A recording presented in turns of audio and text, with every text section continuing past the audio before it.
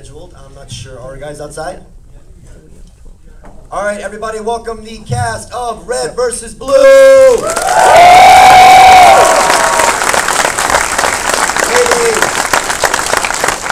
ladies and gentlemen, Mr. Jeff Ramsey, Mr. Matt Holland, Mr. Joel Heyman, and Mr. Monty Holman, who you met earlier. Bus and Gurney on the way. Yeah, did we lose Gus and Bernie somehow? Hey, Gusarola!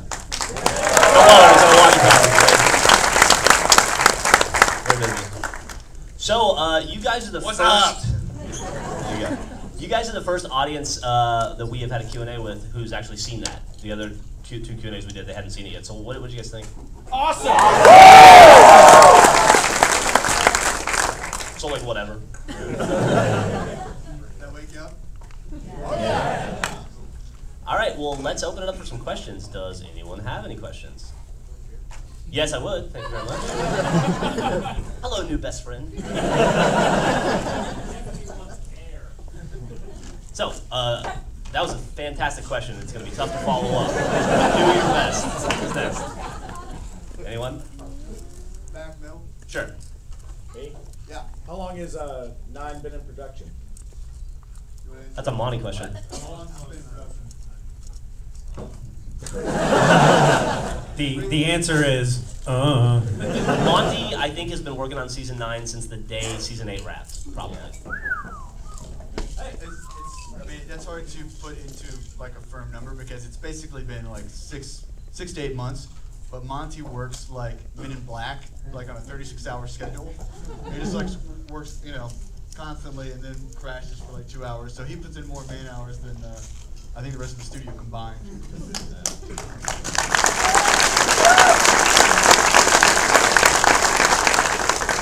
We also have to shout out Matt. I mean, you're being very humble too. I mean, you take this stuff, the animation, and then the cool effects and the way it looks.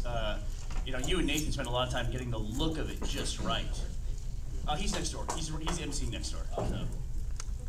Yeah, there was a big decision this year to not mix the machinima scenes with the CG scenes because Matt and Nathan were spending so much time last season trying to make it match the fictional world, the machinima world, essentially. It's like that time I think is better spent just making it look as awesome as it can possibly look. Did you guys get a feeling for that, like the kind of a little bit of a stylistic change on the animated stuff this year? Yeah. So it works. Cool.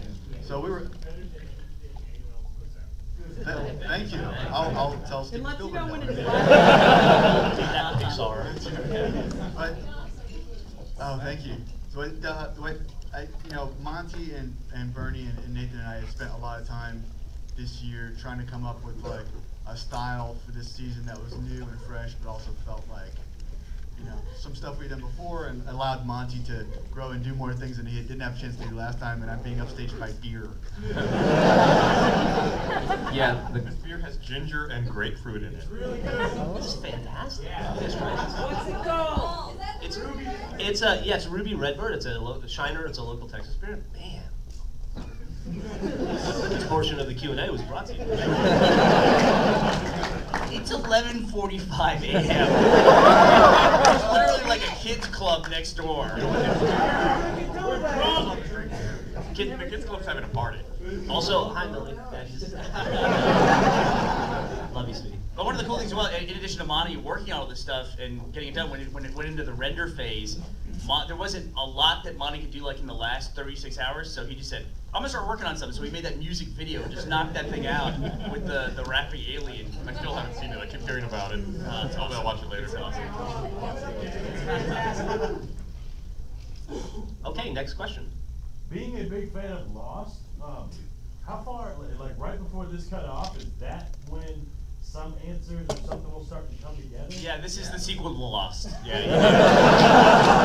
That ship crashes on the island. Does that guy have a mic? That's like the clearest question I've ever heard at a Q&A. This is a multi-part season. I mean, we don't pay off everything in this season. We do set up some things, and obviously there's a character there that you've never seen before. And we play with things a little bit, like at first you're not sure maybe if it's text or not. Answers, we're telling a story as we go, and we don't really kind of plot out answers, really. Because we don't really know what people want to know either. I think Lost kind of screwed up sci-fi a little bit, and then it kind of turned sci-fi into mystery. That there, you have to figure things out, and we're just telling a story. It just happens to be a really long story. It's like instead of conversation we used to have last season about like, can I have Griff do this? And Griff's like, no, that, you know, it wouldn't be him. It's just like, can I do this? And it's like, is it cool? Yeah, sure, okay, do it. It's cool, man. It's cool. Next question. How about somebody over on the left side, right there? Yes. Yeah. No, it's you. Stop turning around. Look at us. This is your move. Don't blow it. How much content do you think you're gonna have based on this, like in terms of seasons, like for just this particular storyline? This was it. This was the whole thing. We shoot for a feature length, which is now because we're doing a split, makes it a little bit harder. So we always aim for about 80 minutes and always miss and end up doing like 90 or 100. So we'll see. But we aim for like 90-minute animated feature. The funny thing about the scripts is it's really difficult to gauge nowadays what the length of these things is going to be, because Bernie will write in a line for Monty. It's like, action takes place here. I'm working on that right now. And suddenly, you know, a one page is like 15 minutes of, you know, craziness. And like 6 months of work. You seem so happy about it. Yeah, wait, you'll see this thing too. It's like we have the script, we have the whole scene essentially done, and then Monica goes, take a look at this, and I go, that's another building filled with people. He goes, yeah, they're gonna fight their way through that too. It's like, oh, okay, Matt, I need you to work late for the next 3 years. So, Monica, a good example of that was episode 10 of Revelation. We were done with that, with Tex, the rockets exploding and all this stuff, when Tex beats the hell out of the Reds. And Monty had the idea to have Griff fly up in the air and she does the bit. Yeah? Hey, come on, guys. And you know, where he lands on that cement barrier. And he wanted to do that, and I was like, we're pretty much locked, I think. And then he just goes in and creates 5 more shots, and you know, had a great ending to that scene as a result. So, you know, I don't ever show my daughter Red vs. Blue. I think it's age inappropriate for her. But she caught me watching that episode at home. We were proofing it, and she looked at me and she goes, "Daddy, why are they so mad at your tummy?" I explained to her it's because they were jealous.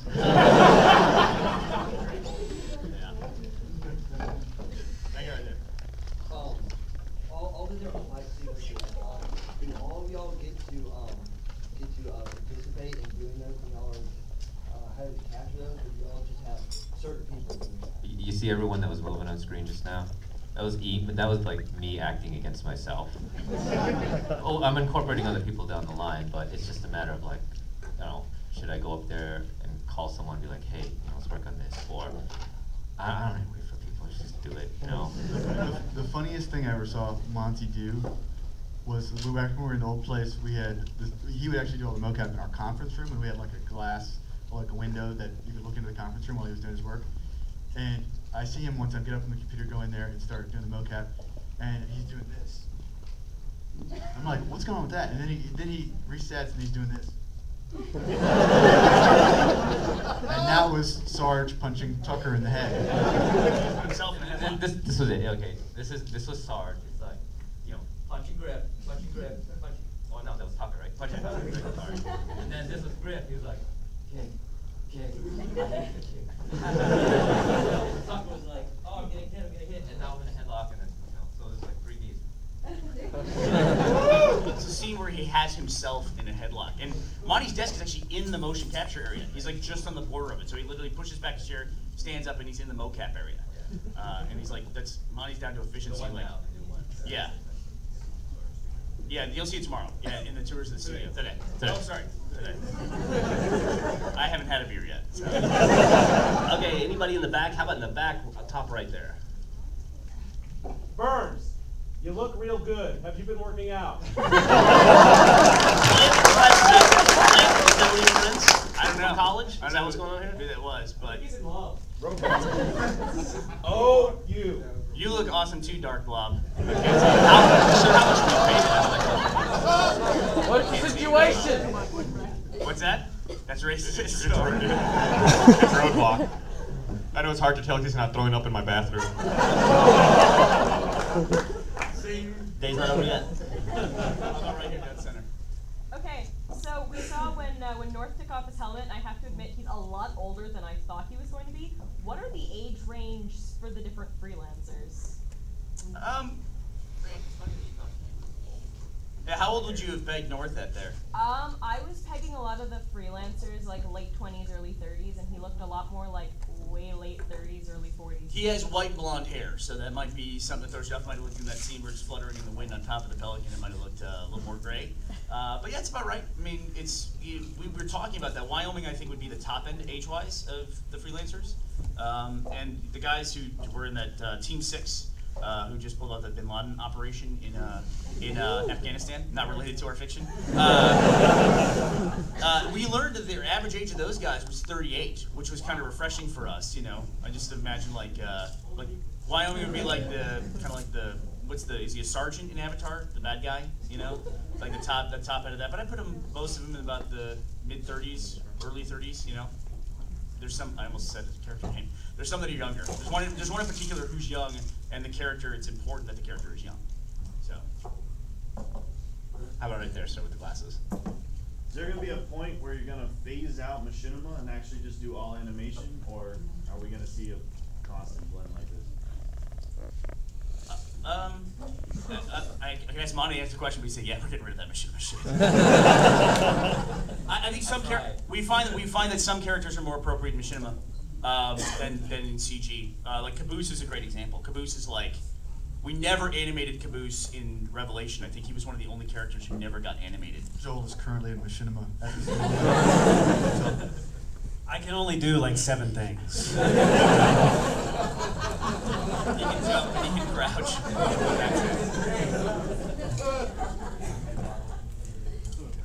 Yeah, absolutely. I know there's some members of the cast and crew in here. We just want to get you guys stand up and say hello. So I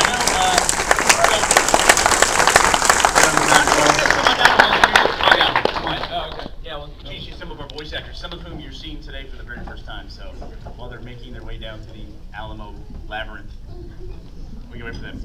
But I think that it'll depend on what story we're telling. For machinima, I think some stories just lend themselves more to machinima, and then some things lend themselves more to CG stuff. But that doesn't mean they're completely separate from each other, like thematically or like in terms of the story either. I mean, it's like we tie it together, you know. Yeah. So this is John Reed. John plays the director of Project Freelancer.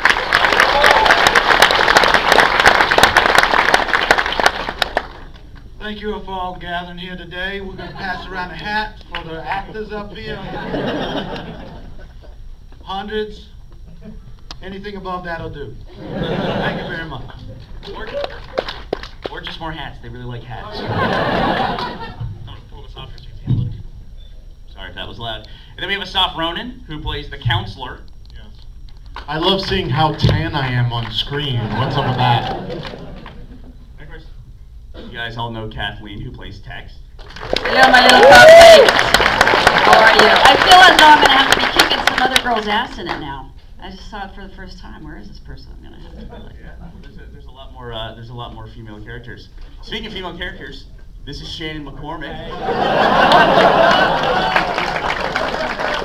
Shannon plays. You probably have never met him. He's never been to an event with us before, but he's a very important character. Shannon plays the lovable Agent Washington. Hey everybody. So I don't know if they have plans for Wash to take his helmet off in this season, but if he's not bald, I'm going to be really mad. It's really cool. Amani actually discovered a really cool system where he can take photos of people and then use a facial modeler. So with all the faces are based on people that we know. So you might actually see some faces that you recognize. Newest addition to the cast. This is Miss Jen Brown, and she plays Agent Carolina.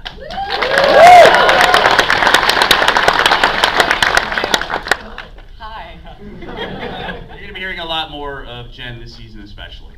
And then lastly we have here again the lovely Miss Yo Mary, who plays Phyllis/Sheila the Tank. So we can expect Sheila to start looking more like me?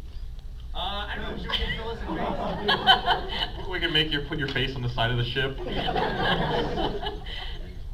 Oh yeah, our goal is to make Yo Mary